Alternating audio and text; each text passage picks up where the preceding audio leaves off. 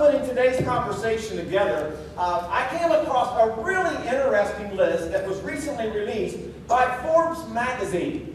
Now here's the deal. It was a list of the top 10 earning dead celebrities of 2018. I mean, these folks are dead. Some of them, as you'll see here in a minute, have been dead for years, okay? They're still rolling in the dough. Maybe some of them are rolling over in the dough. I don't know. But most of us, we're just trying to make it to and then through retirement, right? Without ending up in the poorhouse. These folks are rolling in the dough. Like number 10 on this list, check this out. John Lennon. Some of you remember John Lennon? It wasn't like he just died last year or the year before and had a #1 best-selling album or something out that's still earning money. He's been dead for like most of my life. And he still made $12 million last year. Number 9, check this out. Prince. That wouldn't catch too many of us off guard. Prince is a pretty popular guy. Marilyn Monroe. Some of you remember her, right?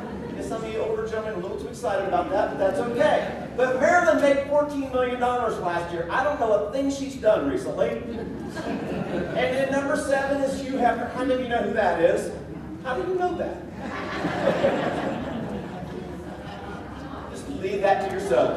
Number 6 on the list, Theodore Geisel. Who knows who Theodore Geisel is? Oh, come on. Dr. Seuss, that's right. John reads the deep stuff.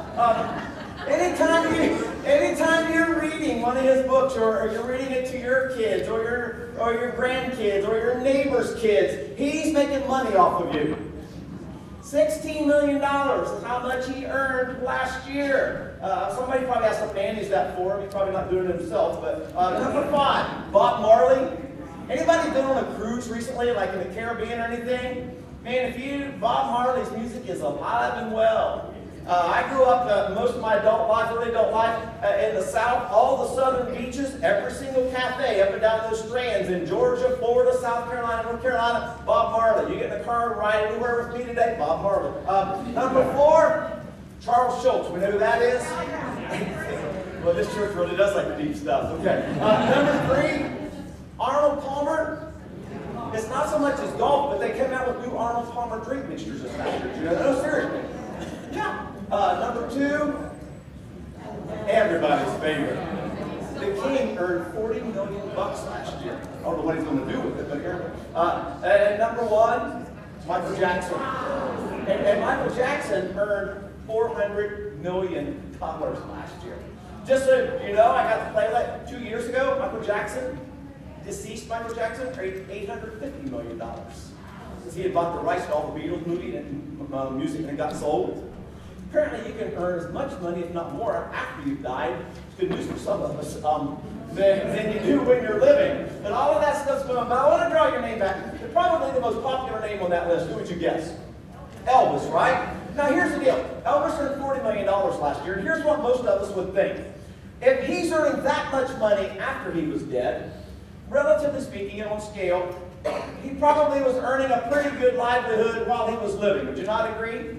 He earned a lot of money. And yet Elvis died obese and from drug overdose at the age of 42. Earning that kind of coin, right? Now after Elvis had died, and all these questions going on about Elvis and was he really living or not, I still think he's under a bridge in Southern California somewhere. But Elvis's wife said this about him. She said, Elvis never came to terms with who he was meant to be or what his purpose in life was.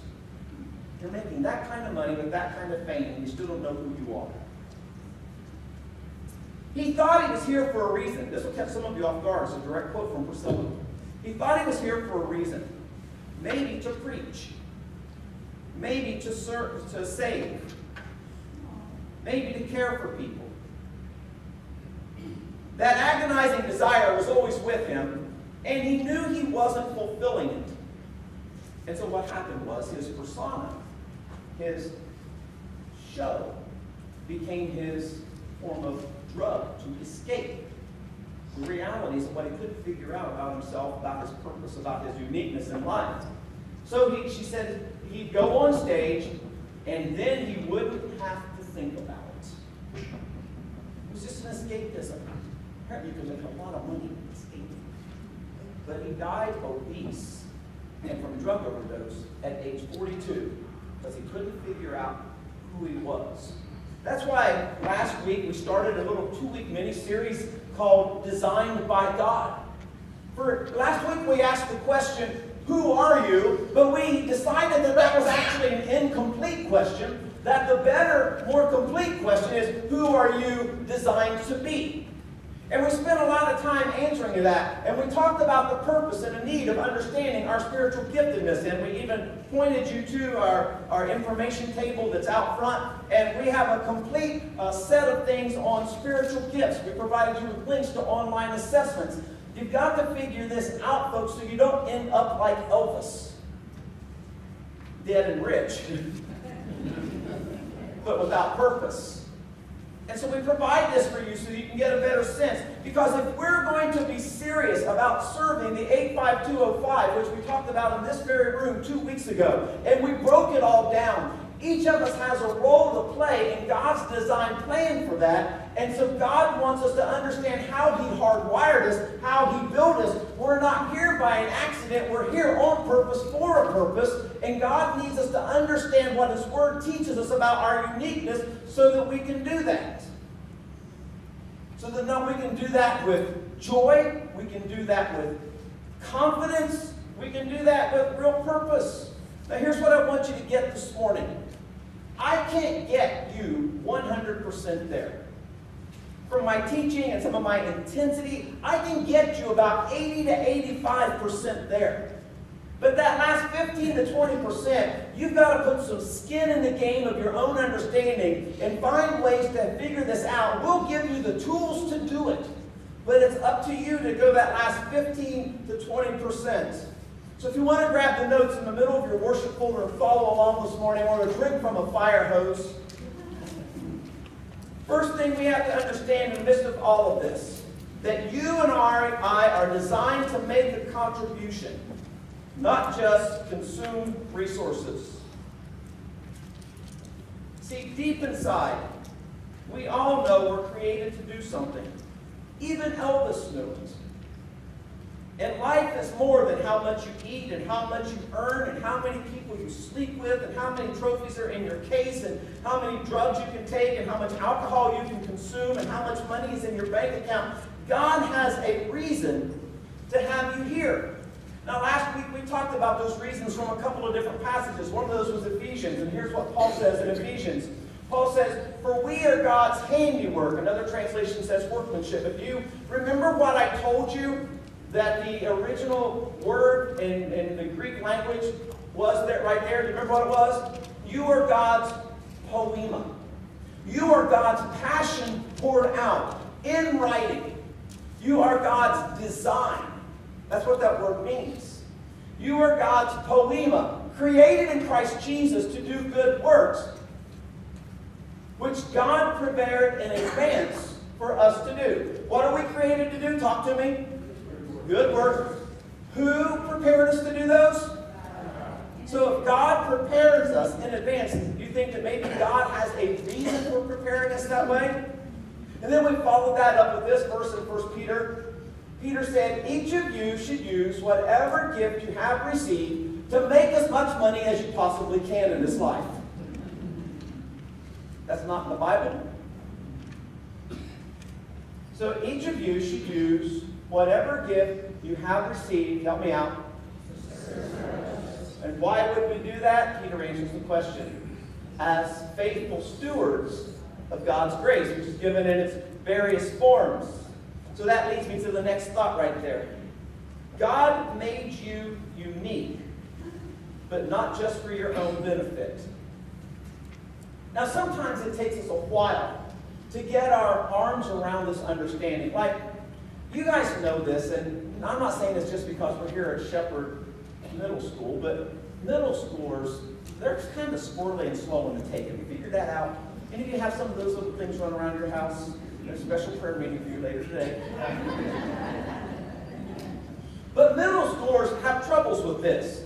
They struggle because middle schoolers think life revolves around them, right? Now what happens when you get into high school? You're supposed to get a little better understanding, a little more perspective, understanding that life doesn't totally revolve around you. And the fact of the matter is, even post-high school, even as adults, even as some of us sitting here this morning in this room, we still struggle with that understanding. You don't believe me? Let me give you an example. Maybe it's just me. I might be the only one. But sometimes when I'm out at a restaurant or someplace for dinner, and they're serving something that I really like but I haven't had in a while, like a really good T-bone steak or New York strip, and it comes out, what's the first thing I do? I look at mine, and then I look across the table, and I wonder, how come they got a bigger piece than I do? Now, I wish it ended there. Apparently, I'm not the only one. And then, later on, they bring out the dessert. Now, one of my favorite desserts, my entire life, coconut cream pie. God will forgive you heathens who will in his own good time. And there's this restaurant, when I go back and visit my family in Ohio, we always go to, in Columbus, Ohio. And it's in German Village, and they have like a really best coconut cream pie. And they bring it out, and they set it down in front of me. My dad always gets a piece, and they set it down in front of him. And then I'm looking. Who got the bigger piece? Why don't I ever get the bigger piece? Now my wife can't, she would never do that. She doesn't eat that kind of stuff. My wife eats like Brussels sprouts and broccoli and asparagus. She would do it for that. But here's what I want you to know, though, as your pastor, you got to hear this from my heart. I mean it sincerely. I would never look at somebody else's asparagus or Brussels sprouts. Just isn't going to happen.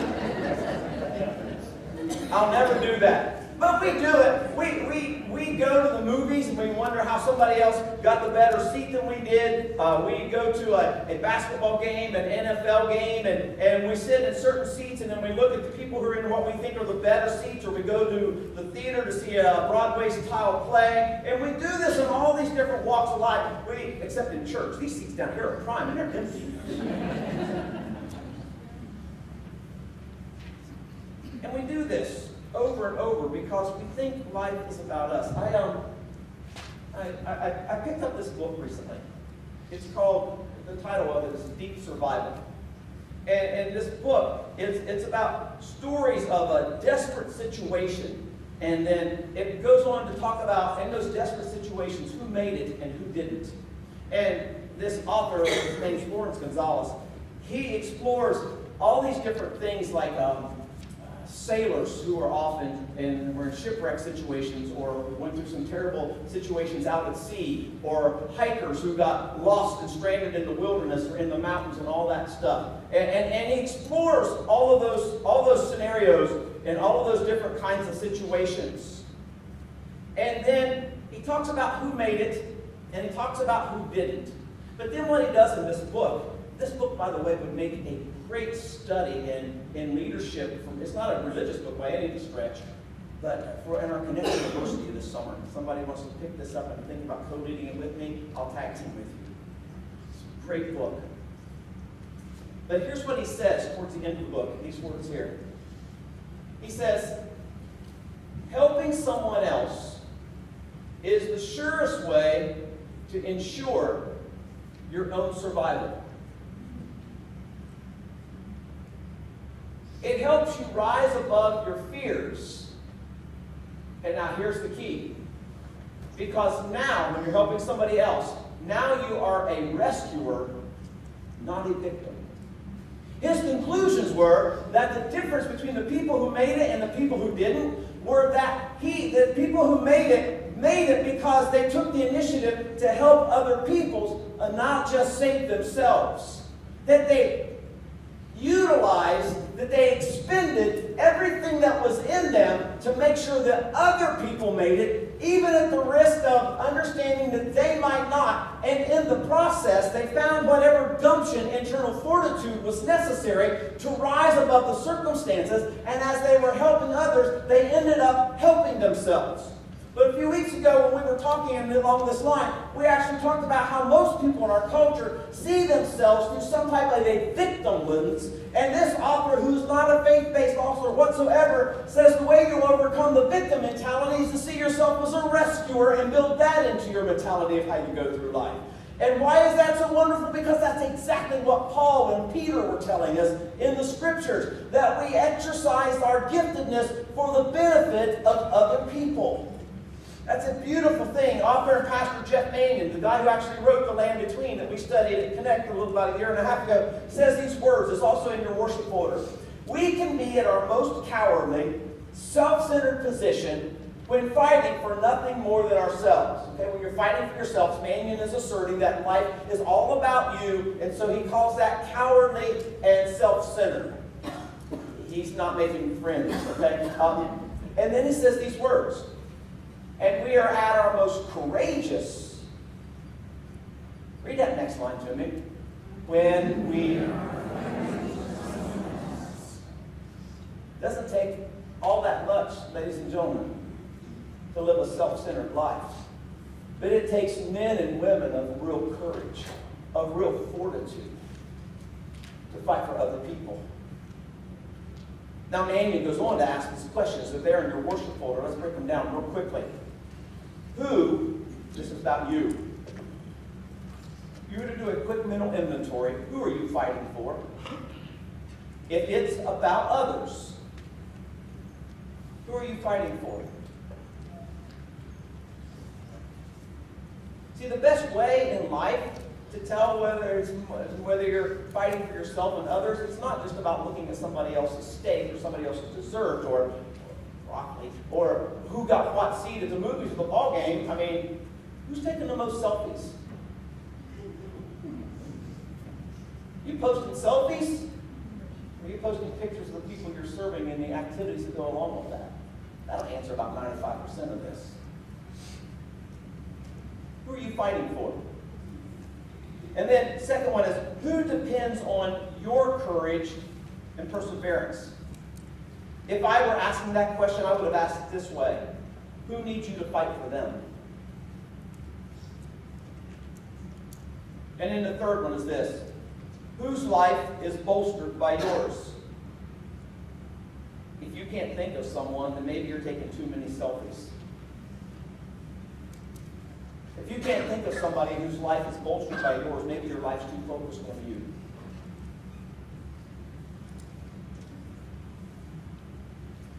Number two, the biggest obstacle to making a contribution is my dislike of interruptions. Now, let's just level the playing field, okay? No one likes interruptions. And yesterday, we were walking our small group leaders, our connection group leaders, through all of the curriculum and preparation for the next series that starts a week from now. We'll have all that small group stuff, all your curriculum, your 8-week booklet and guide will be available out there next week, or you can get it from your connection group leader. But we were walking them through all of that stuff and preparing for the next 8 weeks in that series and in our small groups. And I just flat out told them, hey, there's this, we were talking about serving our small groups and caring for one another. And I just said, hey, tomorrow in the message, we're actually going to talk about interruptions. And then I went on to just tell the small group of people that I'm sharing life with, you know what, it's one of my biggest struggles. I don't have a lot of margin in my life. You guys know this, I'm type A. I run Mach 5, 24/7 seemingly. I don't build a lot of margin. And I'm going from thing to thing. And when I get interrupted, when I was taking too many selfies, it used to just really wreck my day. I've gotten old enough. I still don't like interruptions. I'm just being transparent with you. Can't stand them, quite frankly. But I've gotten old enough to understand that usually when an interruption happens, it means that God probably has some form of divine appointment for me that He wants to utilize me in. And since my life exists for the benefit of others and not for myself, as I have matured both spiritually and emotionally, I've grown out of that middle school mentality. I've decided that I will take a step back and I will find a way, like it or not, to step into the interruption. But we don't like interruptions. Nobody likes interruptions. We have schedules, we have agendas, we have plans, life's moving along, and interruptions are a part of life. I mean, we get interruptions all the time. Sometimes we get interruptions in their phone calls. Sometimes we get an interruption and it's a medical report, either for ourselves or for someone we love or someone in our connection group. Sometimes we get that interruption and it's an unexpected email. Sometimes it's a knock on the door. I grew up in the Midwest where in small town, southern Ohio, very rural, everybody was everybody else's best friend and you related to most of the people who lived around you. It was very common to get a knock at the door any time of the day or night, and people would just come into your house and expect you to feed them or give them coffee. My mom thrives on that. I didn't get that gene. And yet I've watched my mom serve other people her entire life. Here's what's interesting to me. The opportunity to really serve other people in the midst of their needs generally comes during those times of interruptions. And I'll tell you one more thing, since this is a church service. When you read your New Testament, most of the things that we read about in the life of Jesus that build the stories that we tell about how great Jesus is, about how caring Jesus is, about how loving Jesus is, about the miracles that Jesus did, do you know when those things happened? When Jesus was interrupted. It could be a blind man screaming his name as he walked by. It could be a woman struggling with an issue of blood who grabs hold to the edge of his jacket. It could be the family of somebody who had died saying, hey, we need you, come. Our family member died, can you do anything? And Jesus finds himself healing the blind, and Jesus finds himself healing a woman, and Jesus finds himself raising people from the dead. And even his own mom comes to him when he's hanging out with friends and they're partying hardy, and he says, hey, we're out of alcohol, can you make us some more alcohol? That's the most excited some of you have been in church for a while. But all of this stuff that we tell about Jesus, we tell from the perspective of him serving people when people interrupted him. It's the way it works. And it's a total biblical value kind of thing. In fact, you go back in the Old Testament, the book of Proverbs would say these words to us. Proverbs chapter 3, here's what it says. Do not say to your neighbor, come back tomorrow and I'll give it to you, when you already have it with you. And then you can go into the New Testament and you see it continuing to go on from there. And Paul says these words, forget yourselves long enough to lend a helping hand. I mean, you think about these words. You know, Ecclesiastes, here's this one I love, in Ecclesiastes. If you wait for perfect conditions, you'll never get anything done. See, Proverbs teaches us basically that difference makers don't procrastinate.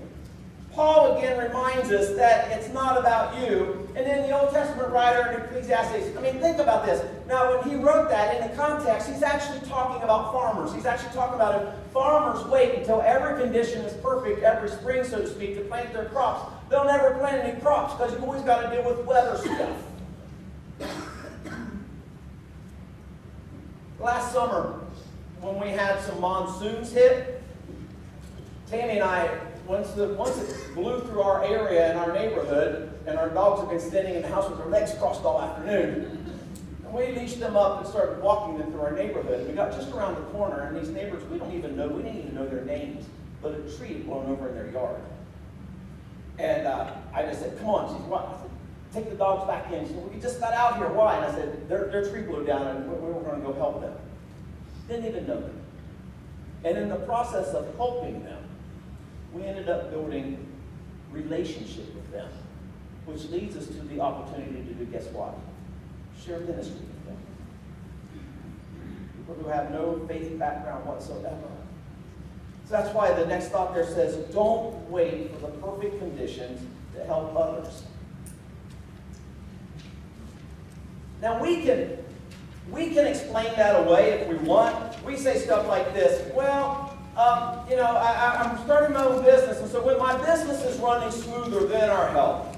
Or when the car gets paid off, then I can contribute. Or when the kids are a little older, then I can. No. James Hewitt said these words years ago. Pop those up there. A church member waiting to be asked to serve in their own church is like a member of the family waiting to be invited to pull weeds in front of the house where they live.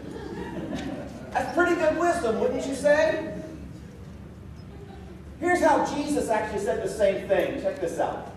No one can serve two masters. Here's what Jesus is saying. Jesus is saying if you're too worried about making a living to be interrupted, if you're too worried about making a living to be involved, then you're never going to fulfill your purpose. Because we go, well, but God, I'm just trying to make a living. I'm just trying to provide for my family. I'm just trying to run a business. I can't do this right now, God. I can't be interrupted. And Jesus is saying, well, no one can serve two masters. Of course you can't. But you have the privilege of choice in this life. So you're trying to serve two masters. Here's what's going to happen. You will hate one and love the other. And you will be devoted to one and despise the other. You cannot serve both God and be enslaved to money. Jesus is saying, you're right. You can't do both. You get to choose which one you're going to give your life to. You get to choose which one you're going to exercise your spiritual gifts within. You get to choose when you're going to step into an interruption or shut off an interruption. And so Jesus says, so here's what I'll do. You just look at my life, and then you look at your life, and then you make your choice. It's all up to you. Unfair, right? But that's what he said. Because if it happened to Jesus, it's going to happen to us. Now here's the question you're asking. Okay, David, I get that. And to some extent, you have to earn a living. You have to provide a mortgage for your mortgage and for your children and stuff. We're not, that's a little tongue-in-cheek. But here's the question most of us really don't wrestle with, as simple as it might sound. How do you know when to prioritize? Right? How do you know when to prioritize? So number 3 is this. The key to making a contribution is discovering my unique shape. So last week when we did this conversation strictly on spiritual gifts, we made available to you this information on spiritual gifts and encouraged you to take it home and find, you probably have about 2 of them in there that really apply to you and one of them that kind of does. We told you about our 202 class. But we're going to take that a step further. Outside on the table today is what's called your shape assessment. Now you guys recognize some of this is coming out of the Saddleback purpose-driven life kind of stuff, and that's true. It's great stuff. But here's what I'm going to ask you to do. Pick that up when you leave here today. Take it home and fill it out. And then while you're out there picking this up, go ahead and register for our 202 class. We're going to teach you all about your spiritual gifts and how to deploy them according to your shape through the ministry of Connect Church into the 85205. You actually see that there's a method to what we've been doing the last few weeks. So we need you to sign up for that class. But I understand that 2 or 3 of you probably won't. And so what I want you to do is take this, fill this out, and bring it to class with you next week, having already read this as a background. But for the 2 or 3 of you who can't make it to the class next Saturday morning from 9 to 11 at the warehouse, you'll how I did that, I'm sneaky on it. Where it's warmer. Bring this back next Sunday with you and have it filled it out and drop it in the offering plate, which is at the back of the church. We don't pass it right here because of the time crunch. Drop it in there. Why is that so important? Because we're going to build a register of how you are shaped. So as we put this plan together that you're going to hear about on March 17th at the next town hall meeting at Mason Christian Academy. I found building these announcements right in here. I am slick, aren't I? If you're going to hear about that, then you're going to hear how we have a 100-day plan, and then based on your shape, you're going to know how you fit into helping us achieve that 100-day plan as we serve the 85205. You know what else this will do for you? This will help you from burning out in your career. It'll help you from burning out in your marriage. It'll help you from burning out your children. It'll help you for serving your purpose in life. Now let's take a look at this. What is your unique shape? Okay, I can't do this part for you. You have to do this on your own. You have to figure this out between you and God. Your shape basically boils down to these things, and it's pretty simple. It starts with your spiritual gifts. That's that special ability that we talked about last week, that we passed that stuff out. And your spiritual gifts are the things that God give you. And it's not an age factor. When God gives them to you, you have them forever. And then beside your spiritual gift, then it's all about your heart. Your heart's about your passion. When you wake up in the morning, what is it that stirs you the most deeply? That's probably what you're the most passionate about. What makes your heart beat faster? What are the causes? What are the issues that drive you? And you have to understand, we all have these, and some of the things that drive you don't drive the person sitting next to you, and some of the things that drive the person sitting next to you don't drive me. That's why God has brought this incredible potpourri of a messy church together. And it's a fragrance unto Him. And then your abilities. These are your talents, that's your natural, the things that are natural to you. You've had them since your birth because they're God-given. If it was all about effort and work, I'd be in NFL or the NBA. But I don't care how many shots I shoot a day, I'm never going to shoot like Steph Curry. Just not going to happen. Why? I don't have that natural ability. What are the natural abilities that you have that have shaped your life that God gave you, and you just choose to invest the extra effort into developing them? And then the next one is personality. Most of you have one. Everyone has one. And here's the thing. Your personality allows you to fit into certain places, into certain experiences, or with certain people that my personality, or the person sitting next to you, will never allow you to fit. And the last one is, what are your experiences in life? Don't negate this one. What are the experiences in your life that make you unique for the benefit of others? Maybe they come from your family of origin. Maybe it's from your marriage or your former marriage. Maybe it's your educational experience. Maybe it's what you've learned throughout the course of your career. You saw the pictures of the build-out. We're benefiting from the experience of some of you who have construction expertise. But here's one that I don't want you to negate. What about your painful experiences? The things you still don't really like to talk about all that much. How is it that God might want you to embrace those and to use those? I mean, think about it, folks. Nothing that happens in your life is insignificant.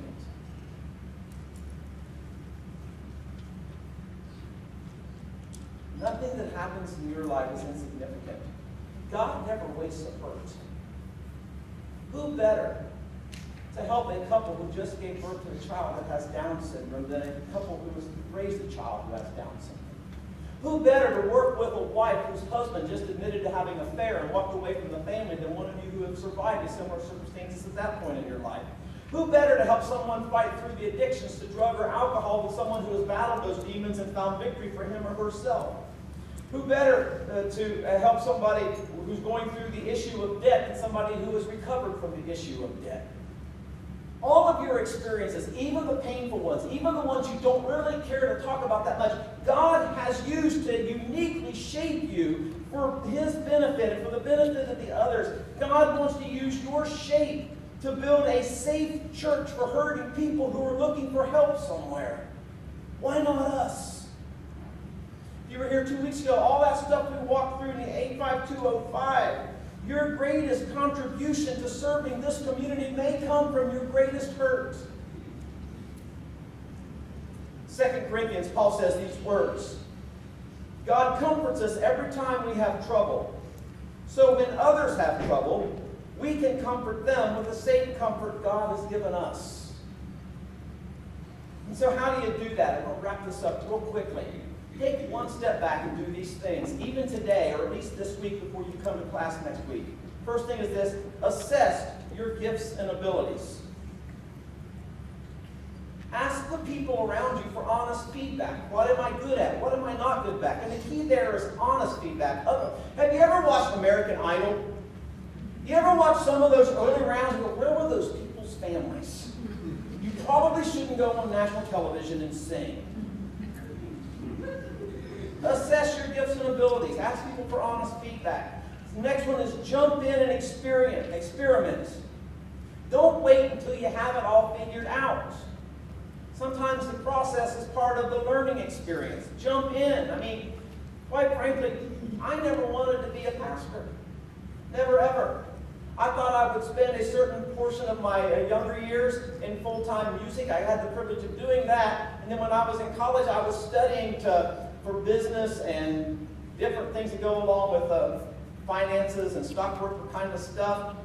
But I just kept serving in the summer at youth camps. I I got opportunities from those youth camps and connections to go speak at places and go sing to places. And I get a call one day to go down and speak at a church. And I go down to speak at the church. And I walk in the door and I'm 24 years old. And they say, "Are you here to try out for our pastor?"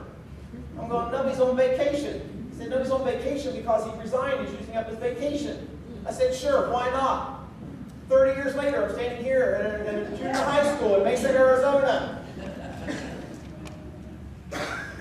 Never wanted to do that. But I just jumped in and kept on going and allowed the Spirit to lead the discourse of my life. And I'm not saying God's going to call you into vocational ministry. Don't run out and never come back.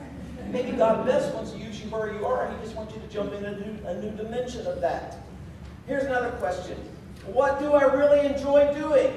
Well, it turns out I really enjoyed speaking. I really enjoyed leading. God said, "I can pay you for that. You just got to do it this way." I'm like, "Cool." God's not trying to make you miserable, folks. What you're going to serve Him will likely come from your gifts and your talents. And then examine your experiences. See, I'm going to hit the pause button. When you're going through pain, and you're going through one of those terrible storms in life, you're never sitting there by yourself going, "Well, you know what? This may be my reason for existing." You're not going through the throes of a divorce. When a spouse will walk away from you, "You know what? This is why I exist." You don't ever do that. But once you move past it, once you've gotten some help and some perspective, then you can begin to see how many other people around you could use that same kind of help and perspective. Lady in the church I used to pastor, her name's Lorraine Klinger. She was an executive with Coca-Cola when I was in the Atlanta area. And I have her permission to share this. Lorraine went through severe breast cancer. Surgeries that go along with that kind of thing. And then years later, after she made a complete and full recovery and there was absolutely no cancer found anywhere in her body, through our church, Lorraine started seeing all people in our community, churched and unchurched, either had breast cancer affecting them personally or affecting someone in their extended family. We had this incredible ministry that opened up as an active service that became a side door kind of outreach. In God's economy, that's how He does stuff. Because we serve the families of women who had breast cancer. But Lorraine wasn't going through those surgeries and laying there going, "I can't wait to get through this so I can start helping others." But she embraced it. And then the last one is embrace your shape. God uniquely designed you for a specific role for Him.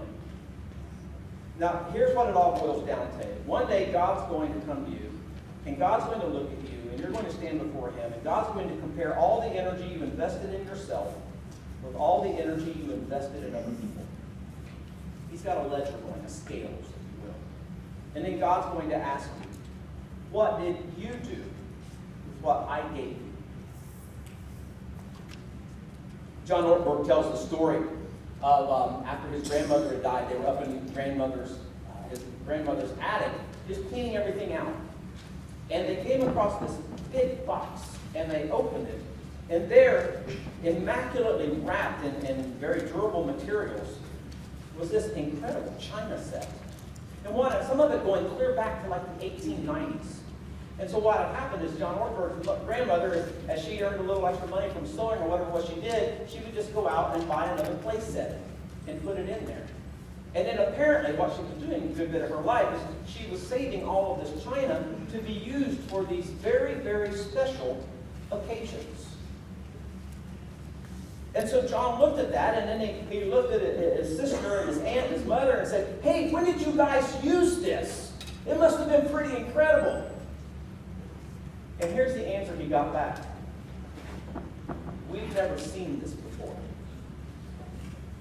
She spent all of her life collecting this beautiful stuff that she wanted to use for other people, but she never found an occasion worthy of its use.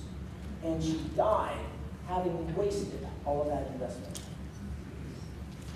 See, folks, God has wired you with beautiful gifts, this wonderful shape that He wants you to utilize to serve others.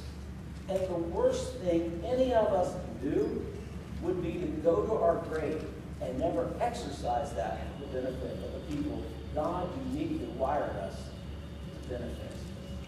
And so, Father, we say thank you for bringing us in this room this morning. Thank you for sharing yourself with us. Thank you, God, for giving us the opportunity to explore our shape and our spiritual giftedness. Holy Spirit, I would pray that even as I'm praying, some of the folks sitting here are considering what their gifting is or what their shape is. Maybe even asking themselves, are they taking too many selfies? Are they looking at too many plates across the table? Do they have too much china collecting in the attics of their lives? Are they going to go and face life like Elvis and try and hide from it because they can't figure it out? Or are they going to embrace it? Are they going to allow you to work through their experiences, the good and the bad? Are they going to allow you to deploy their spiritual gifts? Are they going to do more than pay a mortgage and raise a family, but are they going to invest in the kingdom's interests? See, God, that's why we exist as a church. We believe you have put us here to minister to the 85205. But it takes all of us exercising our spiritual gifts and our passions, the things that lay on our heart, and our abilities, the talents that you've given us, and unleashing our personalities, because some of us fit in places others of us don't fit. And then all those experiences, the good experiences as well as the painful ones. God, how do you want to use us? We're going to explore that more next Saturday. And then God, we're going to come back in here next Sunday. And for 8 weeks through Easter, half of them here, the last half of them down the street. We're going to explore if it's really possible to know you. Allow you to answer that question for yourself through your word. God, you are amazing. And we give you all praise, honor, and glory in Jesus' name. Everybody said, amen.